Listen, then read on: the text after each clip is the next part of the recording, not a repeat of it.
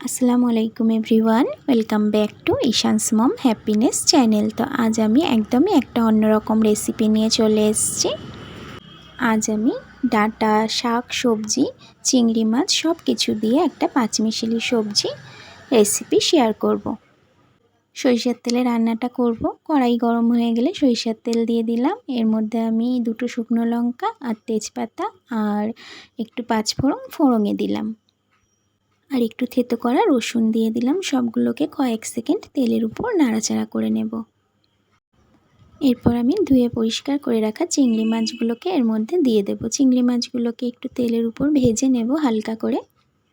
তো এই সবজিটা ভাত, রুটি সব কিছুর সঙ্গে ভীষণ ভালো লাগে খেতে, একদিন বানিয়ে দেখতে পারেন। তো কেটে রাখা সবজিগুলোকে আমি দিয়ে দেব। এখানে আমি 3 রকমের সবজি নিয়েছি, পটল, কুমড়ো আর লাউ। সবজিগুলোকে চিংড়ি মাছের সঙ্গে একটু খুব ভালোভাবে ভেজে নেব। শাকটাকে আমি পরে দেব, কারণ সবজিগুলো একটু সিদ্ধ হতে টাইম লাগে, শাক সিদ্ধ হতে অতটা টাইম লাগে না।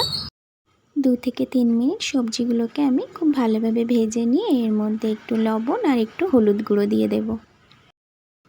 এরপর আমি আরও 1 মিনিট মতো এইভাবে একটুখানি ভাজা ভাজা করে নেব তেলের উপর। তারপর আমি এটাকে ঢাকা দিয়ে 5 মিনিট লো ফ্লেমে রান্না করে নেব।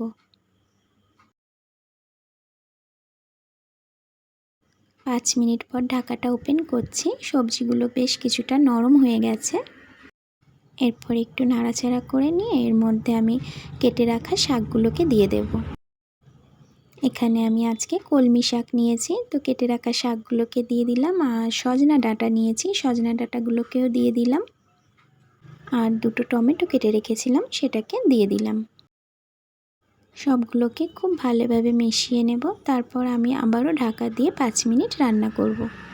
এরকম অনেক রকম শাক সবজি একসঙ্গে রান্না করলে বেশ দারুণ টেস্ট হয়। তো আমার কাছে সেদিন এক রকমের শাক ছিল, আপনারা আরও সবজি বা আরও শাক এখানে অ্যাড করতে পারেন।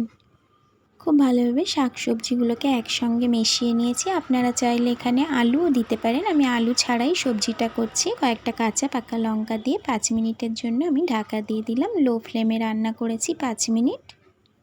5 মিনিট পর ঢাকাটা ওপেন করে একটু নাড়াচাড়া করে দিয়ে এখানে আমি একটা ভাজা মশলা ইউজ করব। ভাজা মশলার মধ্যে ছিল গোটা ধনিয়া, গোটা জিরা আর গোটা কালো গোলমরিচ। সেটাকে আমি শুকনো খোলায় ভেজে গুঁড়ো করে নিয়েছিলাম, সেটাই 1 টিস্পুন দিয়ে দিলাম।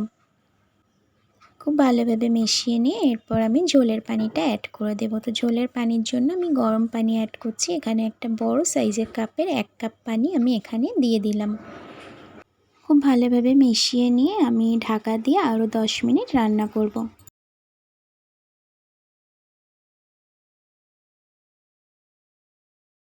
ঢাকা দিয়ে দিলাম। 10 মিনিট পর আমি ঢাকাটা ওপেন করেছি। আর আমি কোনো রকম ঢাকা দেব না, ঢাকা ওপেন করে আমি আরও 2 থেকে 3 মিনিট একটু রান্না করে নেব। ঝোলটা আর একটু ঘন হয়ে গেলেই আমি গ্যাসের ফ্লেমটাকে অফ করে দেব। একদম লাস্ট আমি একটু কয়েকটা দানা চিনি আর একটুখানি ঘি দেব এখানে। চিনি আর ঘিটা দেওয়ার পর আমি আর জাস্ট 1 মিনিট রান্না করব। এই তো রান্নাটা আমার একদম কমপ্লিট হয়ে গেছে। তো এরকম ধরনের আরও রেসিপি দেখতে চাইলে আমার চ্যানেলটাকে সাবস্ক্রাইব করে রেখে পাশে থাকা বেল আইকনটা প্রেস করে রাখতে পারেন, যাতে করে আমি যখনই কোনো নতুন ভিডিও আপলোড করব আপনার কাছে সাথে সাথে নোটিফিকেশান পৌঁছে যাবে আর আপনি আপনার সময় মতো দেখে নিতে পারবেন। যারা অলরেডি কাজটা করে রেখেছেন তাদেরকে থ্যাংক ইউ সো মাচ। গ্যাসের ফ্লেম অফ করে দিয়েছি। এরপর আমি একটু সার্ভ করে নেব। আজকের রেসিপি কেমন লাগলো অবশ্যই কমেন্টে জানাতে পারেন। আমার পুরনো রেসিপিগুলো দেখার জন্য আমার চ্যানেলটাকে ভিজিট করতে পারেন। আবারও দেখা হবে নতুন কোনো ভিডিওতে নতুন কোনো রেসিপির সাথে। সবাই খুব ভালো থাকবেন। আল্লাহ হাফেজ। আল্লাহ ব্লেস অল অফ ইউ।